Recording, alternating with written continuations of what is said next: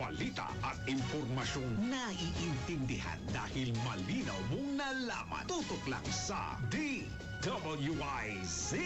Mula umaga hanggang gabi. Updated on air and online. DWIZ. Nagbabalita ng tama. Naglilingkod ng tama. DWIZ. Huwag papayag na wala kang alam sa balita. Maiiwan ka niyan. Huwag kang papayag na hindi mo alam ang latest. Ma-out of place ka niyan. Programang hatid ang tamang balita at tamang impormasyon. Hindi lang sa Maynila, kundi sa buong bayan. Ronda Pilipinas. Pinakabago at pinaka-updated na mga pangyayari. Ihahatid live. Ronda Pilipinas. Kasama ang gigising sa inaantok mong dugo, si Dennis Antenor Jr. Ronda Pilipinas. Makinig sa buong Pilipinas sa DWIZ Manila hanggang saan mang sulong nationwide sa lahat ng DWIZ local stations sa buong bayan. Watch din ng live sa Aliw 23 at sa Facebook at YouTube ng DWIZ Ronda Pilipinas, Monday to Friday, 10 a.m. Todo balita, Lunes hanggang Sabado dito sa DWIZ-FM 89.3 News Radio Dagupan.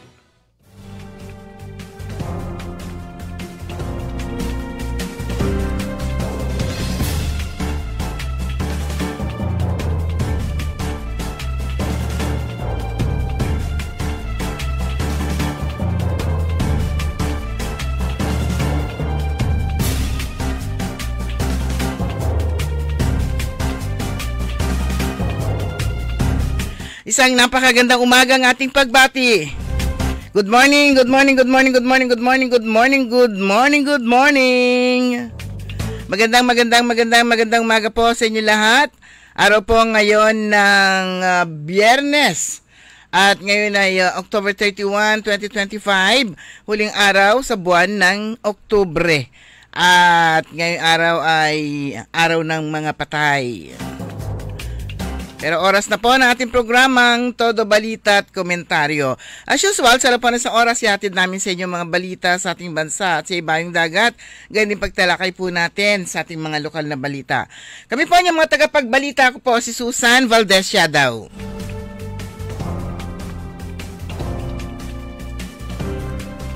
Kasama natin si Caron Liway Iparagire. Dumako na tayo sa ating mga headlines, sa ating balitang pambansa.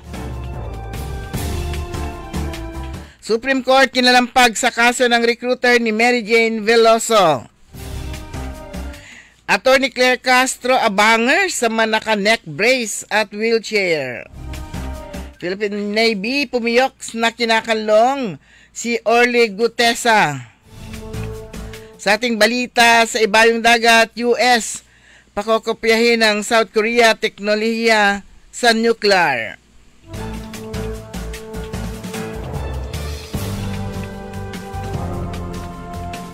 Sa ating mga lokal na balita, libreng sakay, hatid ng Kapitolyo.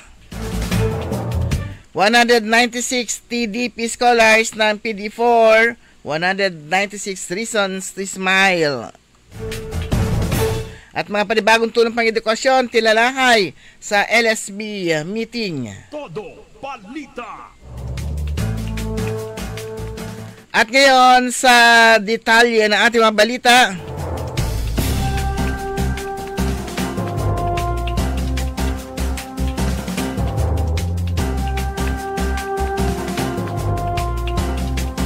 Tatama sa 1.4 hanggang 2.2% inflation ngayong Oktubre ayon sa Bangko Sentral ng Pilipinas. Pangunahing mandato ng BSP ang price stability na susuporta sa paglago ng ekonomiya. Ang inflation, ang bills o ang bilis na pagtaas ng presyo ng mabilihin at ang 2 to 4% na inflation ang tinatarget ng BSP para masigurong may sapat na pera na umikot sa ekonomiya para mapagulong ito. Sabi ng BSP, nagmahal ang presyo ng bigas, isda, gulay at kuryente na maaaring nagpataas sa inflation. Dumagdag pa ang paghina ng piso laban sa dolyar na nagpamahal ng mga inaangkat ng bansa tulad ng bigas at mga produktong petrolyo.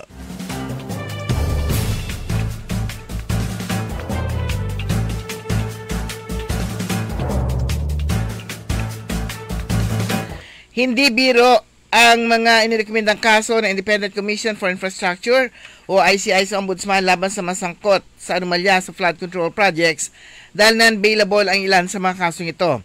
Ito ang personal na reaksyon ni Palace Press Officer Atty. Claire Castro matapos rekomenda ng ICI sa Ombudsman ang pagsasampa ng kasong kriminal at administratibo laban sa mga dati at incumbent government officials, partikular ang mga kasong plunder, direct or indirect bribery at corruption of public official. Ayon kay Castro, baka maglabasa ng mga neck brace, wheelchair at baka may mangailangan ng hospital arrest tulad naman nangyari sa mga dating opisyal ng gobyerno na naharap sa mga kasong katiwalian.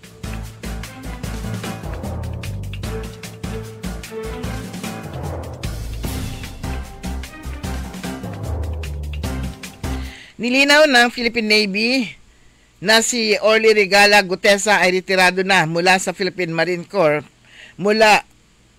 simula pa noong June 30, 2020 at wala na sa ilalim ng administratibong otoridad ng Navy. Ayon sa pahayag ng Navy, anumang pakikisalamuha o aktibidad ni Gutesa sa kasalukuyan ay personal niyang kapasidad at hindi konektado sa 5 operasyon ng Philippine Marines. Dagdag pa na hensya, hindi rin saklaw ng proteksyon o pangangasiwa ng Marine Corps si Gutesa at walang kinalaman ang organisasyon sa kanyang mga personal na gawain. Binigyan din pa ng Philippine Navy na sila ay nananatiling profesional at non-partisan na institusyon na patuloy na naglilingkod sa sambayanang Pilipino at nangangalaga sa pambansang soberanya ng may dangal at integridad. Noong Miyerkules ay sinabi ni dating Congressman Mike Defensor na si Gutesa ay nasa kustodiya ng Marines.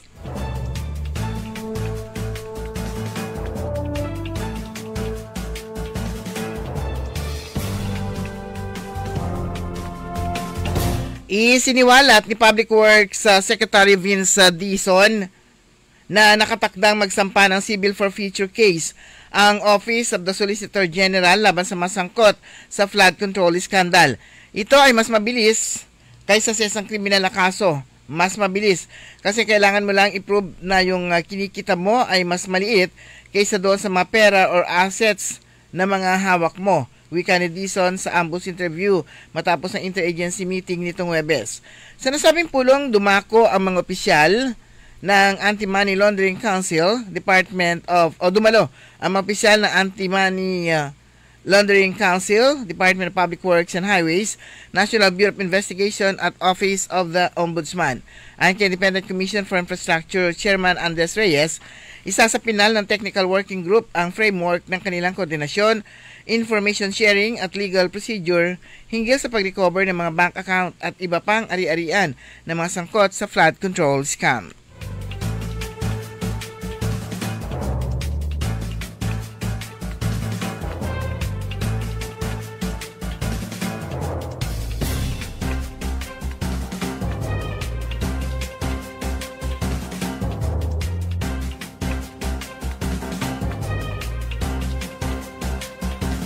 Lumabas sa pagsisiyasat ng Independent Commission for Infrastructure ng mansyon ni dating Ako Bicol Party List Representative Elizalde Saldico sa Pasig City ay ginawang imbakan lamang ng kickback money mula sa mga flood control project.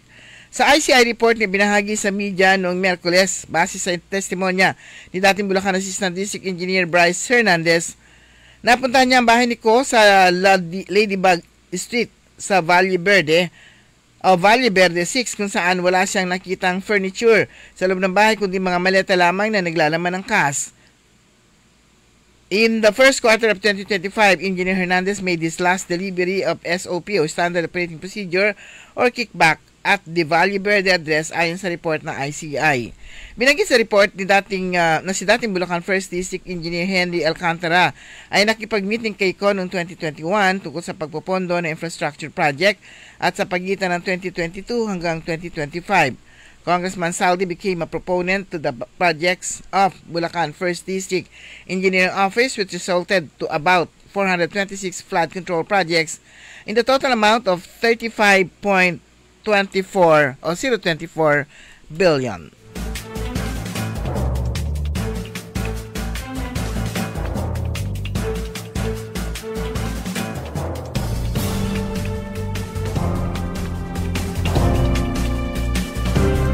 Nanindigan si dating Supreme Court Associate Justice Antonio Carpio na maaaring pambuhayin ni Ombudsman Jesus Crispin Remulla ang dismissal case laban kay Senador Joel Villanueva. Ayon kay Carpio, maaaring nalabag ang due process kung ang naging desisyon ni dating Ombudsman Samuel Martires na basura ang dismissal case kay Villanueva ay sinikreto rin sa prosecution.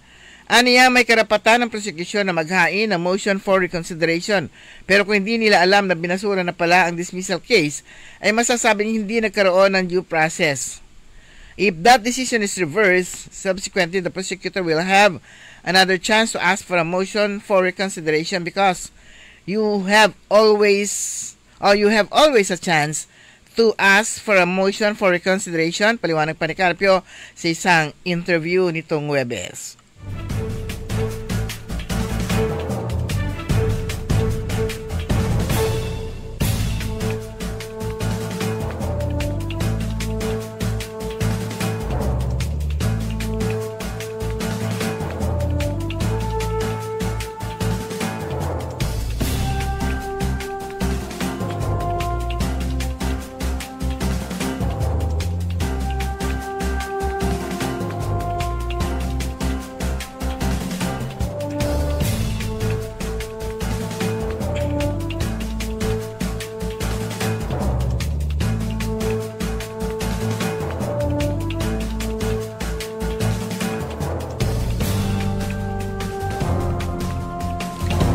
Sa iba pa natin mga balita, isang grupo ng mga scammer ang nalantad sa pagpapakalat ng mga gawa-gawang kwento ng katiwalian na naglalayong sirain ang reputasyon ng matataas na opisyal mula sa Department of Agriculture at Philippine Rural Development Program.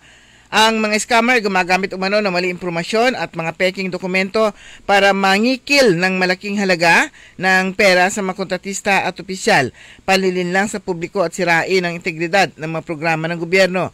Ang grupo at pinamumuno na isang alias Baby S na dati manong staff na hindi pinangalan ng congressman. Gumagamit umano si Baby S ng kanyang mga kasamahan ng mga gawa-gawang organisasyon para magsampa ng mga walang basihang reklamo laban sa mga opisyal ng DA at PRDP. Sinasabing nakapangbiktima na ang grupo ni Baby S ng maraming kontratista sa pamamagitan ng paghingi ng bayad mula sa 2 million hanggang 5 million kapalit na mga peking garantiya ng proyekto.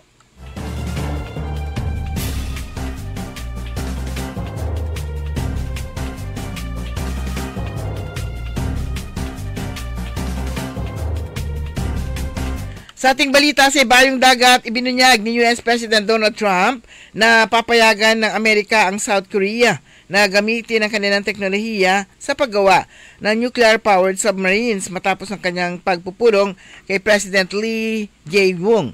Ayon kay Lee, layunin ng proyekto na palakasin ang depensa ng bansa at palakasin ang alyansa sa Amerika.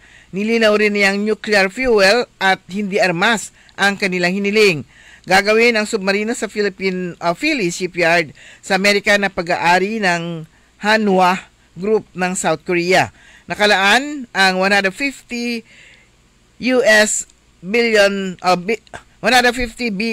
billion US dollars para palakasin ang shipbuilding industry ng US. Itinuturing ang teknolohiya sa nuclear submarine bilang isa sa pinakasensitibong kalaman militar ng Amerika. Kasunod dito ng pagbida ng North Korea ng sarili nitong nuclear-powered submarine.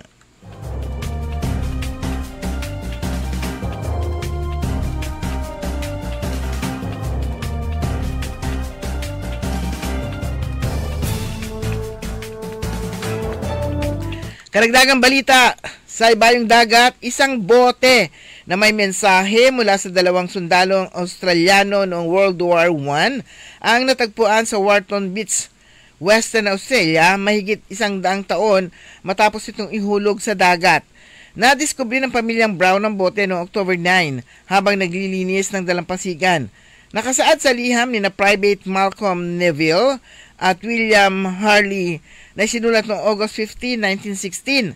Ang masaya nilang saloobin habang sakay ng HMAT o HMAT A70 Ballarat patungong France. Namatay si Neville sa labanan makalipas ng 1 taon habang si Harley ay nakaligtas at pumanaw noong 1934 dahil sa sakit na dulot ng gas sa digmaan. Ayon kay Deb Brown, malinaw pa rin na sulat na nanatiling buo ang bote na posibleng nabaon sa buhangin na mahigit 1 siglo bago muling lumitaw. Naiparating na sa mga kamag-anak ng mga sundalo ang bihirang mensahe mula sa nakaraan.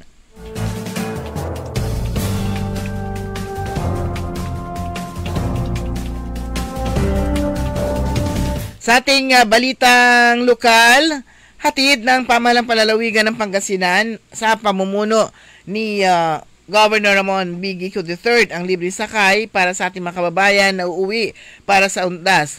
October 31, 1 p.m. mula sa Baguio City to Pangasinan, ang pick-up Governor's Park, Baguio City. Sa November 2 naman, pag mag-uuwi ng ating mga bisita, alas 10 ng umaga mula sa Pangasinan hanggang Baguio City, ang pick-up naman ay sa Majoha Hotel, Urdaneta City at sa Banaan Museum, Lingayen.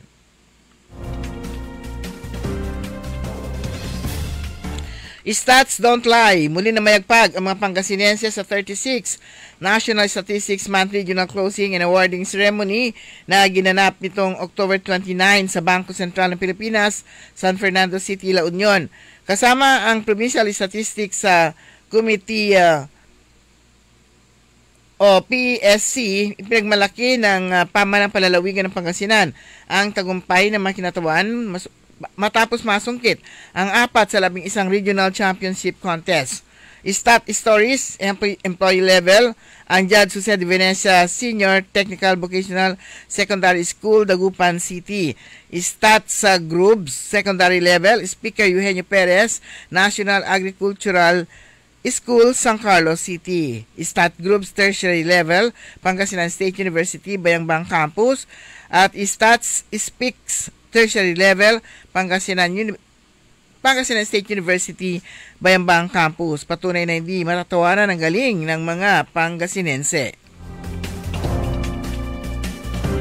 Naipamahagi kamakailan ng tanggapan ni Congressman Gina de Venecia ang paychecks mula sa CHED Tulong-Dunong Program sa mapalad na 196 college scholars sa 4 distrito ng Pangasinan. Ang CHED Tulong-Dunong Scholarship ay isang programa na pinagkakaloob ng Philippine Commission on Higher Education o ng CHED. Layunin nito na mapagkalooban ng financial assistance sa mga kwalipikado at deserving students na nagpapatuloy ng kanilang college degree. Para sa mga kabataan na gusto mag-aral sa kolehiyo sa pamamagitan ng scholarship program nito, hanapin ang page CHED Tulong-Dunong Program sa Facebook o yung kanilang website.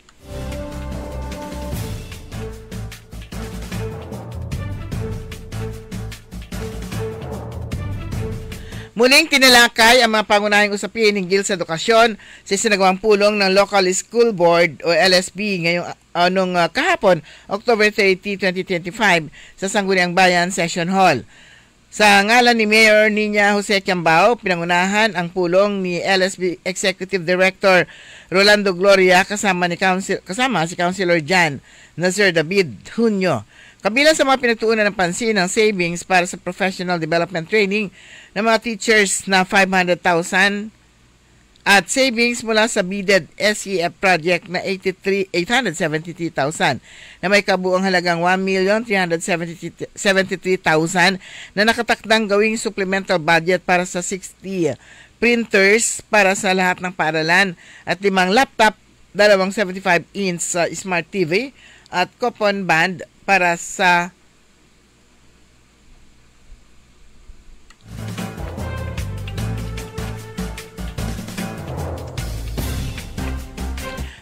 lahat ng mga teachers. Ang nasabing pagpupulong ay isang hakbang ng LSB sa kanilang pangako na paunlarin ng mga programang nakasentro sa kabataan at mga paaralan bilang pundasyon ng patuloy na pag-unlad ng edukasyon sa Bayambang.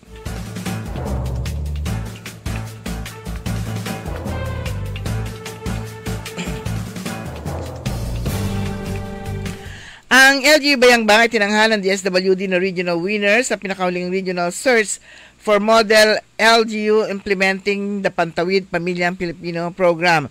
Sa ngalan ni Mayor Ninyong Sekyambao, tinanggap ni Councilor Jocelyn Espejo ang parangal kasama ang MSWDO. Sa kanyang testimonial speech, binigyan din ni Councilor Espejo ang kahalagahan ng visionary transformative leadership at pakiisa ng lahat sa whole of system approach sa pagsawata sa problema ng kahirapan na siyang estratehiya ng programang Revolusyon laban sa kahirapan ng Administrasyong Kiambao sa Bangan. Bukod dito, ginawaran din ng LGU ang LGU Bayambang ng pagkilala sa pagpupunyagi nito sa pag-organisa at pagbibigay ng kapasidad sa 4Ps Youth Group ng Bayambang. Kinilala ang Sangkagulis BNS na si Analisa M. Natividad bilang provincial winner ng Juana Malakas Stories of Women Empowerment at ang Bayambang for Jesus Movement Incorporated bilang huwaran sa pagbibigay suporta mula naman sa CSO.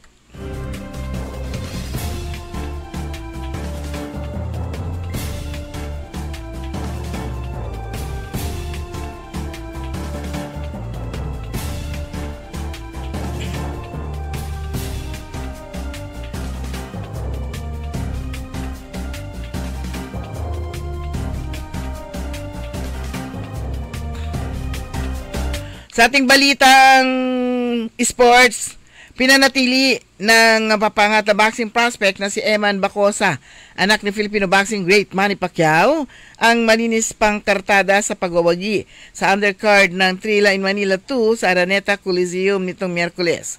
2 beses na napaluhod ni Bacosa ang kapwa Pinoy Pug na sinilo sa Lado mula Bohol sa kanilang 6-round lightweight class upang makuha ang unanimous decision na panalo.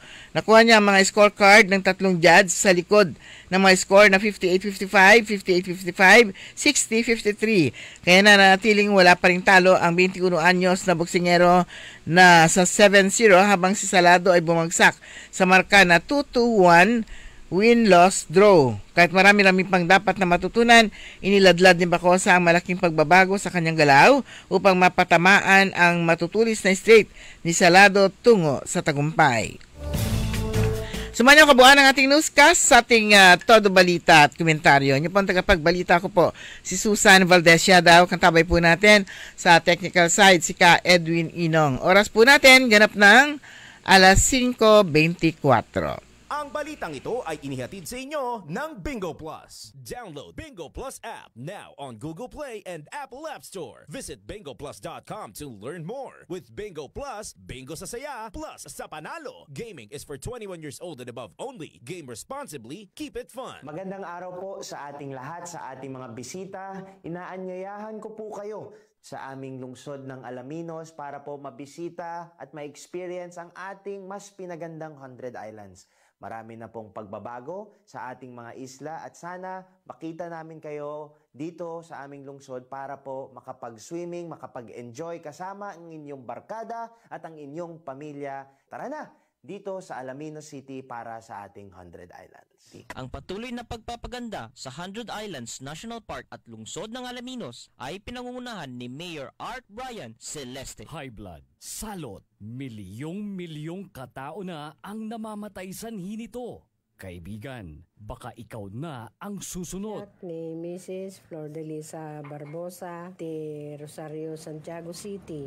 Agtawenak ti 63. Manungatawan nga aglutluto ako, tada karinderyak. Mariknak agpipikal. Ti imimak iso nga nangagak ti radyo, dati agas nga pao di arko. Pinadas ko. Mayat ti epekto na. Duti food supplement nga napadpadasa ko. Awan ti epekto na. Dato'y pao di arko, idi nagtumarak, manungal daw lang, han nga agpipikil ti imakon. Awisen kay nga mangpadas, tapno may katmat na gitarik-rik na inyo, saksakitin nyo. Kaya kaibigan, buhay mo'y ingatan. Mag-Aldrich Pau di Arco Herbal Capsule na para kalusugan mo ay garantisado.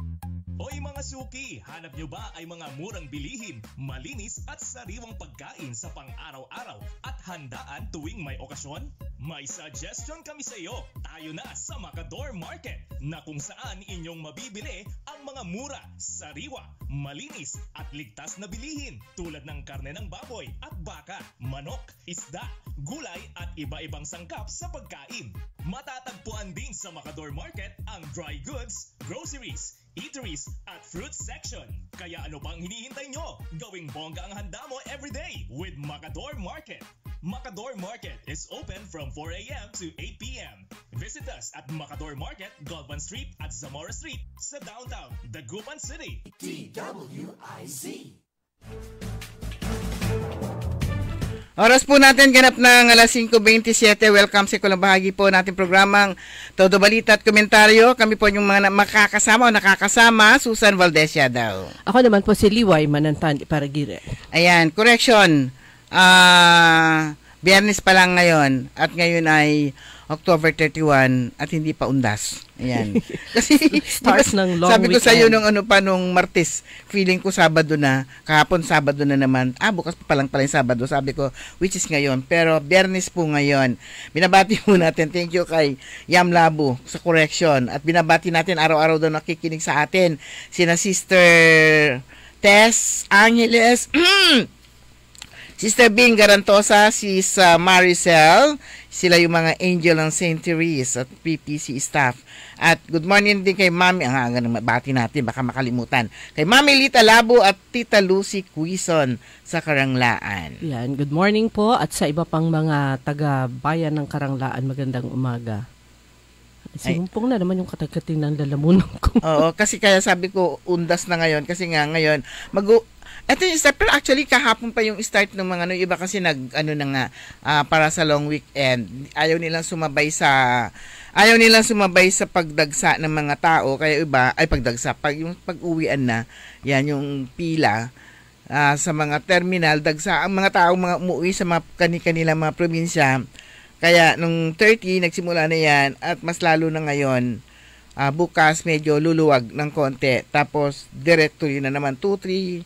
Yan na naman yung lalo na sa 2, yung pag-uwi ating mga kababayan. Pero itong 2 naman, November 2 Sunday, ito yung expected na marami ang mag-swimming. Sana maging maganda yung panahon para ma-enjoy nila ang swimming nila dahil syempre pag medyo masama, bawal mag-swimming. Pag ganyan naman, dapat intindihin. Kung sinabing bawal, dapat intindihin dahil ang pinuprotektahan po nila ay inyong mga buhay. So ituloy muna natin yung merong libreng sakay ang hatid po ng Kapitolyo. Baguio to Pangasinan. 31 ngayon, di ba? So ngayon to, kung galing kayo ng Baguio, ang pick-up ay sa Governor's Park. Governor Pick Up Park.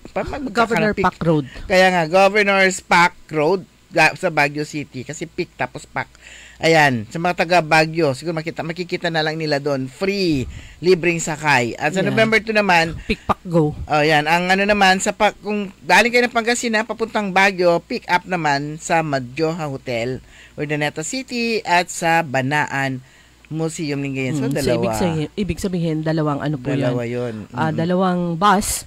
So, yung sa Madjoha Hotel, sa Urdaneta, yan yung mga pauwi sa Eastern.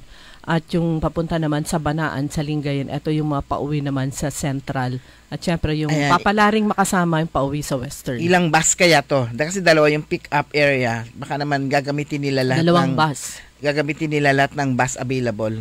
Dalawa yung pick-up areas. Kasi parang kung dalawang bus lang, 60-60, 120 na yung may hahatid ng libre. Malaking bagay na yan. Malaking bagay po yun. Plus, pag ganito, di ba, first come, first serve. Hindi pwede yung reservation, kundi galing naman kung mga mauna na sa reservation. Pero yun nga, pag ganitong mga malalaking events, palagi po ang provincial government ng Pangasinan ay naglalaan ng mga provincial bus na pag-aari ng lalawigan para naman dito sa libreng sakay. Ayan, unang-una yung sabi mo kahapon, nakalimutan nating batiin ang mga winners ng Team Pangasinan pala sila. Team Oo, Pangasinan, Team Pangasinan. National Batang Pinoy Karate Do. Actually, nabanggit na in passing na member doon yung anak nga ni Councilor Dada Reyna Macalanda. Yung team nila representing Pangasinan. Kasi pag Batang Pinoy, ang nire-represent po at kumukuha ng atleta na magre-represent sa bayan ay yung lokal na pamahalaan. So, pag palarong pambansa, yan naman DepEd, mga regional office. Sa pag palarong pambansa national na ang nire-represent nila ay ang region, pero pag sa R1AA, nire-represent nila yung kani-kanilang mga division. Yan.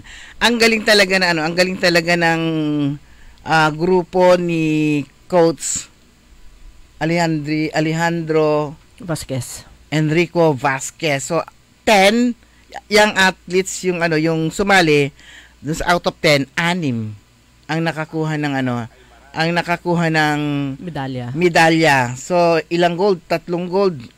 1, 2, 3. Ayan, 3 gold, 2 silver at saka 1 bronze. Ayan, yung gold sina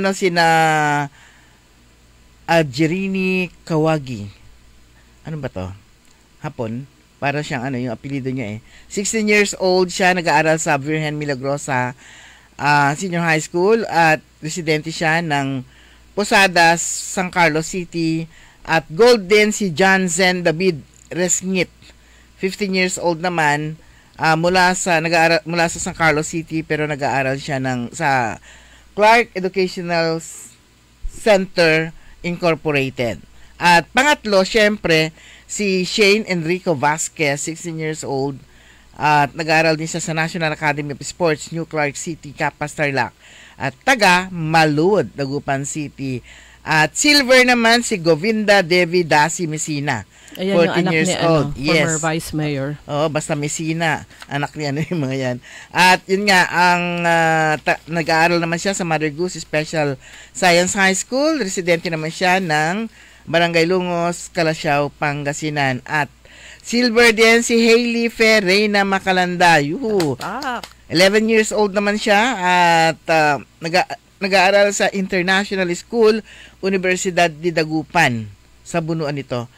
Residente siya ng Tapuac, Dagupan City. At ang pangpito si Rhea Beatriz Bistudo, bronze medalist naman siya. Nag-aaral sa National Academy of Sports, New Clark City, Capas, Tarlac. Residente siya ng Dagupan City. Ngayon ko lang nalaman na merong eskwelahan talaga para sa sports. Actually, na yan? Ako hindi ako nagkakamali, 2 years na yan. At yan ay mga scholars, yung mga bata. At sila ay pili. Ibig sabihin, talagang magagaling sa kanilang larangan ng sports at magagaling din sila sa academics. Yan, pero ang galing talagang merong sports academy. Pero matagal ko na naririnig yung sports academy noon kay dating Governor Espino. Oo. Yung sports Through academy. naman yon, Philippine Sports Commission and Philippine Olympic Committee. Ayan. Pero hindi pa, may inaay silang mga lugar at willing yung mga local government units. Kaya lang, magkikreate kasi silang, it's a school, so medyo yung proseso. Ayan. Nagpapasalamat ang grupo kay Governor Gico kasi nga tinanggap sila, pati mga taga-Dagupan, bilang bahagi ng na maging bahagi ng Team Pangasinan. Although si Dr. Vasquez, matagal na siyang tumutulong sa probinsya with regards to karate.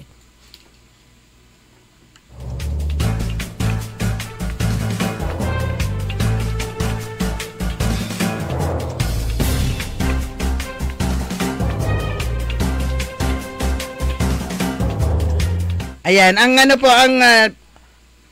palarong Batang Pinoy, ang National Batang Pinoy Sports ay ginanap October 25 hanggang 31. So ginaganap possibility pa na makatanggap pa rin sila. Kasi hanggang ngayon pala yung Batang Pinoy yung National Batang Pinoy hanggang 31. So 31 pa lang ngayon posibleng may mga natitira pa silang mga laban or awarding na.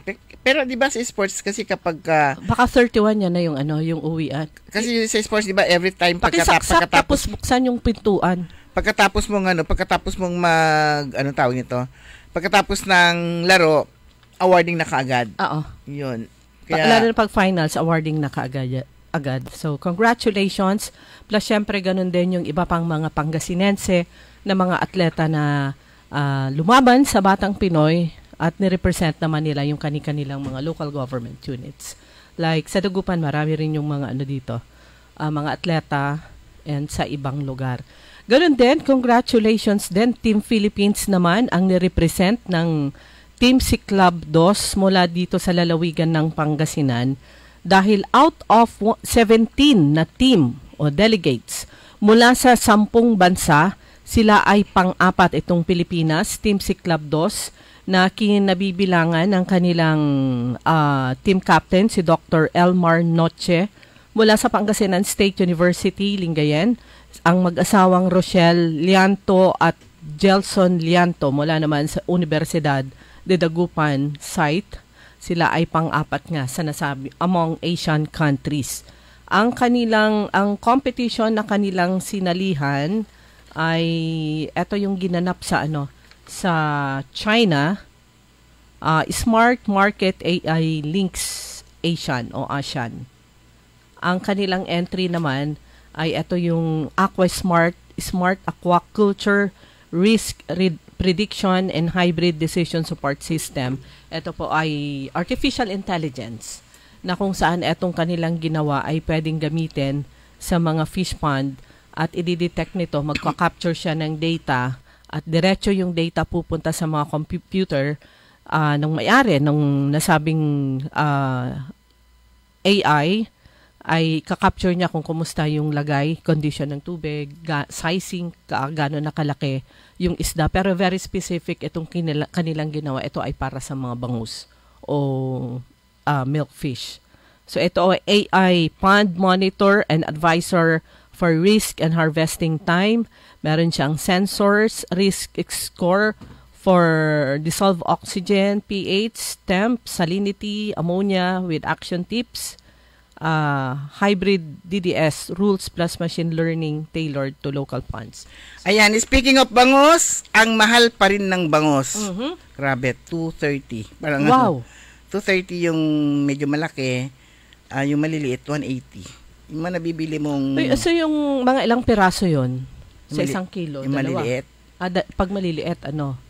3 naman, 3. So medium size siya. Oo, yung hindi naman siya ganun kaliitan. Hindi siya yung pang tawag nito.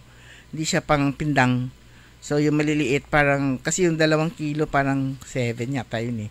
Pero yung naman, yung malalaki naman mahigit 1 kilo naman yung 2 piraso. Yung 230 na siya. Ganun kamahal ang bangus today. Ewan ka lang babalik yung presyo ng murang bangus. Pamahal ng pamahal. Pero good morning sa lahat ng mga tumatanggap ng ayuda. 10 milyon na. Good morning kay Tokayo. Sana mati.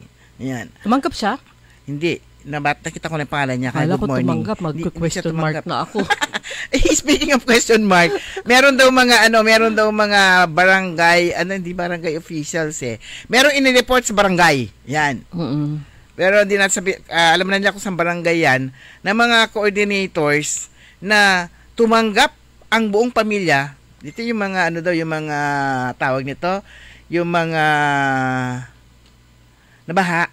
Oo. So merong yatang isang bahay, 5 sa pamilya, tumanggap sila 10 to 12 ang sinasabi nga noon. Una sinasabi sa akin may 10,000.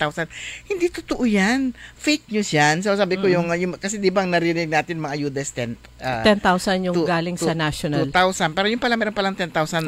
Hindi ko knows. So may nagrereklamo diyan sa area ng Bunuan, ganun eh. Area ng Bunuan, ipinabarangay daw yung parang isang pamilya na tumanggap sila lahat, hindi naman sila nabaha. Tama yun. Samantalang sila daw na nakababad sa baha, hindi man lang daw nakita yung kanilang sitwasyon. So, meron pang sabi na Ewan ko bakit gano'n. Parang ang dami nagrereklamo. Takot naman silang magsumbong. Takot naman silang magsalita. Kasi baka sa susunod, lalong hindi sila maisama. Oo, kasi, pero ano daw yun nga, tawag nito, pero meron daw, ipinabarangay daw sila. Meron nagreklamo na daw sa barangay. Kailan, di ko alam kung saan ano na to. Barangay. Hindi na natin sasabihin ko sa barangay. Tamaan na lang tatamaan dyan ng mga barangay. Parang may binanggit na kayong barangay kanina. Iba pa yun, yung mga nagreklamo. Marami ako naririnig na kaya sa Karanglaan. Nagreklamo yung mga, ano dyan, sabi niya, kikita mo ng hirap ng buhay nila. Karanglaan, talaga nalubog yan. Kaya nga sabi niya, kita man nilang lubog na lubog sila. Kaya tuloy, tapos yung isa daw, ang taas-taas daw ng bahay nila, pero meron silang mga ayuda. Sila daw talaga nilalampasan. Kaya ang sabi nila, gusto na naming bumaligtad. Gusto ko nang bumigay. Hindi lang naman yung punto ng pagbaliktad. Mag-complain kayo. Ayan, yun yung importante para makarating sa DSWD. Kasi kung lalo yung 10,000, yan yung sinasabing nanggaling sa taas talaga.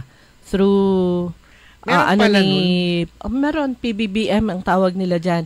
Yung kakwentuhan ko naman kahapon mula naman sa barangay Lukaw. Hindi naman siya sort of complain, pero kung nagkwento niya dito sa amin, ma'am, sabi niya itong pinakahuli, merong pinakahuli, parang pangatlong set na yata to o pangalawa, parang isang sitio lang yung pinanggalingan. Meron daw ganun eh. Tapos sana yung kahit... Tapos isang bahay, kukunin daw sila lahat. Pinakamatindi yung isang bahay. Yung kwento naman niya, isang sitio. Sana kahit parang kami, kahit isa lang sa amin. Tapos hati-hati na kami ng mga kapatid ko. Kasi malaking bagay na rin yun eh. Kasi meron yung AX 1,000, 2,000. Ito one time, big time, 10,000.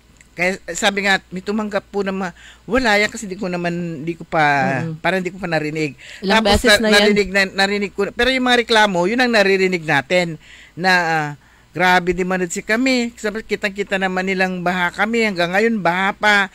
Yun daw, nilalampasan daw sila. Tapos daw, yung mga isang bahay lang. Yun, meron daw mga nagalit na mga residente. Daw lang ha. Pero, very reliable source kasi sila mismo yung nagsasabi na ipinabarangay talaga. Yung talagang nagreklamo sa barangay. Parating nila, mag-petition sila.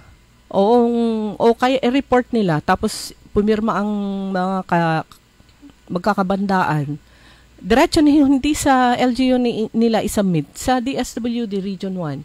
Kasi through dumadaan sa DSWD. Siyempre, nagre-rely sila sa listahan na nang gagaling sa baba. 10,000 yan. At saka dito sa Dagupan, yun nga, kung hindi second, third na distribution na yan, ng tigti 10,000 at ginaganap dun sa ginaganap sa Stadia. Ayan, good morning sa mga Eagles, sisters, and mga ate at kuya ng INEC and NIR 32 na pinangunahan nito ni Governor Bong Katabay. Good morning sa inyo lahat mga ate kuya. Good morning po. And good morning, Jen. Happy linis. Coastal clean up. Ayan, kami naman po dito sa DWIC at sa Todo Balita, amin pong inaabot ang aming pakikiramay. Pumanaw na yung isa sa mga natin, suki nating listeners, kabandaan, kalugaran ng Kaaron Orly Navarro, si Tatay Camilo Gakuya. Ayan, siya ay pumanaw na. Ayan, condolences sa pamilya, lalo na sa aking classmate si Noni at saka kay Ma'am Ning Gakuya. 91 years old si Tatay Camilo. Nakatanggap pa ba kaya siya ng yung tawag to, yung... Nung nag-90 siya at saka 80. Nakatanggap siya, mga 20,000 yata, matatanggap pagka 80, 85, 90. Ayan. So si Tatay Camilo de la Cruz Gakuya ay pumanaw na at the age of 91. Ia-anunsyo, eto nabasa ko kagabi to, ia-anunsyo nila kung saan ilalagak yung kung saan ang lamay. Ayan. Ang oras po natin mga kaibigan, pero bago yon, kasi baka malampasan ko na to, Ernesto Mosada, Napoleon ko, good morning, at saka si Mickey Bailon Garcia, happy Halloween po. Kay Amigan Grace, ayan, see you later, saka kay Nanay Dading, Pero hindi pa rin dumaan si Binatog. Magmula nung nagbili ng binatog, hindi na dumaan. Oras po natin, ganap na 5:46. That time check was brought to you by ACS Manufacturing Corporation, ISO certified world-class quality. Ladies and gentlemen, the new face of your favorite restaurant in Dagupan City. The original party place in town. The Music Warehouse Club, Dagupan City. No need to go to Manila's top bars like Silo and BSK Club. Dagupan has it all. Fully air-conditioned with free entrance, free parking, and restrooms for all. Doors open at 7 p.m. Do well, live well, and dress really well. Find us at Paris Street, Barangay Pogo, Chico. Contact us at 075-522-2617. Reserve your tables now. High blood, salot, milyong katao na ang namamatay sanhi nito. Kaibigan, baka ikaw na ang susunod. Ako ay si Maria Lunag ng Cordon Isabela, 16 years old. Yung asawa ko may diabetes, cholesterol, may high blood. Narinig ko sa radyo, mabisa daw yung Paul capsule. Bumili ako, pinainom ko sa asawa ko. Gumaling siya at lumakas. Kayo mga kabarangay ko, gumamit na kayo ng capsule. Kalusugan mo garantisado. Kaya kaibigan, buhay mo'y ingatan. Mag-Aldrich Pau de Arco Herbal Capsule na para kalusugan mo ay garantisado. Kaya sabay nating paghandaan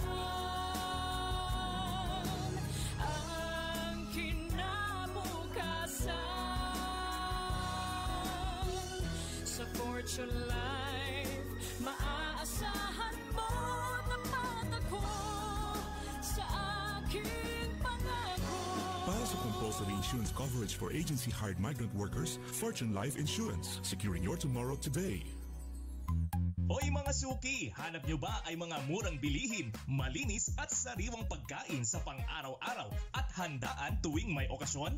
May suggestion kami sa iyo. Tayo na sa Macador Market na kung saan inyong mabibili ang mga mura, sariwa, malinis at ligtas na bilihin tulad ng karne ng baboy at baka, manok, isda, gulay at iba-ibang sangkap sa pagkain.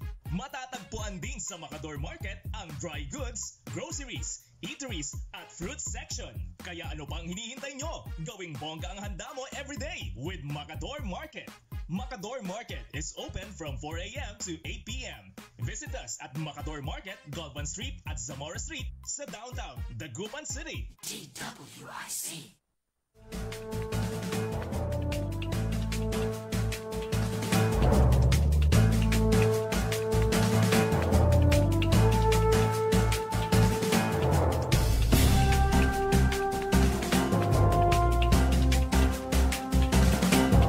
Oras na po natin mga kaibigan, 5:49 ang mga local government units, lalo na yung kanilang mga area ay nagiging choke point ng traffic, ay meron po silang inilabas na mga traffic advisory. Dito sa lungsod ng Dagupan, alam ko meron ako nakita na traffic advisory o kaya traffic route. Ganon din lalo na dyan sa bayan ng Rosales. At choke point po yan, lalo na siguro umpisa pa nung mga nakaraang araw nung umpisang umuwi yung ating mga kababayan. Plus syempre, dito sa Alaminos City, and saan ba nagkaka-traffic pa? Sa inyong mga area, saan ba nagkaka-traffic? Ito yung alam ko na nagkakaroon ng matinding trapiko kapag ganitong mga panahon ng undas. Dito sa lungsod ng Dagupan, magkakatabi kasi yan ang Eternal Gardens, Chinese Cemetery, at saka yung Public Cemetery. Parang 4 na cemetery yung magkakatabi. So, ang pinaka-busy po dyan ay eto pong kanto ng A.B. Fernandez Avenue, Burgos, papunta sa De Venecia Expressway. Madadaanan kasi dyan ang bukana ng Eternal Gardens. Plus, syempre sa taas, may binubuksan silang daan dyan, gate, papunta sa papasok sa Eternal. Ganon din dito sa etong stretch ng Burgos. Kasi meron yung Bonifacio Street, papasok sa po yan, Public Cemetery, And then, Burgos, papasok sa Amado Street. Ito naman yung papunta sa Chinese Cemetery. So, busy yan. Plus, syempre, yung paakyat dito sa Burgos, paakyat dun sa, hindi pa tapos na park, paakyat sa may Perez. Syempre, mag-slow down dyan. So, choke point din yan hanggang dun sa may, etong area na to, paligid. Plus, syempre, sa Bunuan Gusut, yung Mount Science Cemetery, ano po yan, nasa highway pero bahagi na po yan ng Bunuan Gusut. So nagkakaroon din ng traffic po dyan. Meron ding sementeryo doon sa may bahagi ng Tondaligan malapit sa may Pag-asa.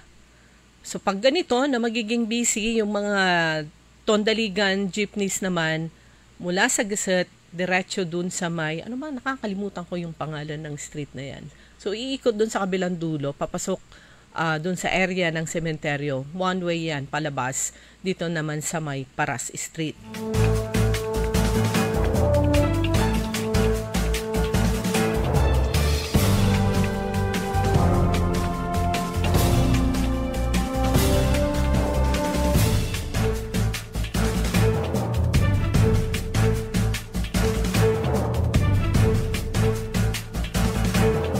Plus, kumbaga, you know the drill. Alam nyo kung ano yung mga bawal. Matagal na po yan na ini-implement. Yung hindi pwedeng dalhin, papasok sa sementeryo, may it be public o kaya itong mga memorial parks. Siyempre, bawal magpasok ng alak, na mga bladed weapons. Bawal ang, anong pangalan nito? Yung, bawal ang musika, etc. Lalo na yung mga maingay, yan, bawal na bawal po yan. Kaya huwag na kayong mag-attempt kung ang trabaho nyo kayo ay butcher, iwan nyo na. Iwan nyo na yung inyong mga bladed weapons o kaya yung gamit nyo sa trabaho dahil hindi pwedeng ipasok yan sa mga sementeryo.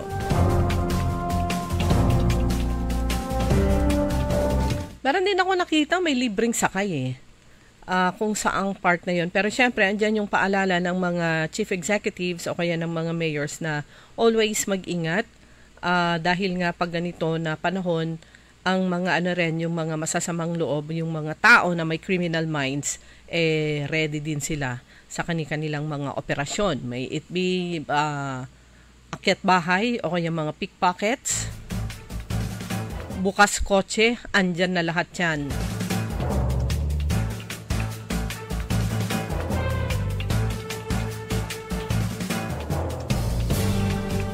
Eto, nakita ko na kung saan yung libreng sakay dito sa sa San Carlos City sa pamamagitan ng San Carlos City Police. Libreng sakay, ayan, ang mga personnel ng San Carlos City Police Station sa supervision ni Police Lieutenant Colonel Zaldi Fuentes. Meron po silang palibreng sakay sa mga commuters papunta as part of their community assistance. Ayan, libreng sakay sa panahon ng undas gamit ang kanilang mga police car o kaya mga patrol vehicles.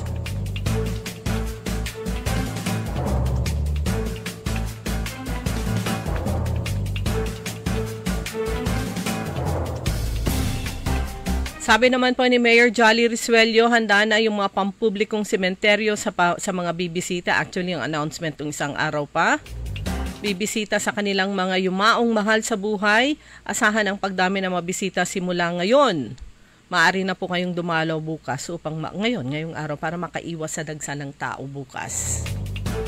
Pero kahapon late afternoon, nagparamdam ang ulan umulan siya. Medyo nagkatubig na naman ng konti sa loob ng bahay pero nawala naman agad. Sana yung buong 3 araw, ngayong araw, Friday, November 1 and November 2, sana maging maganda yung lagay ng panahon.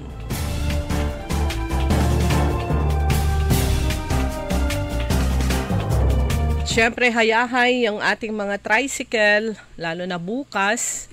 At dahil hindi pwedeng ipasok yung mga pribadong sasakyan sa mga sementeryo, siyempre gagamitin dyan, sasakay sila sa mga tricycle.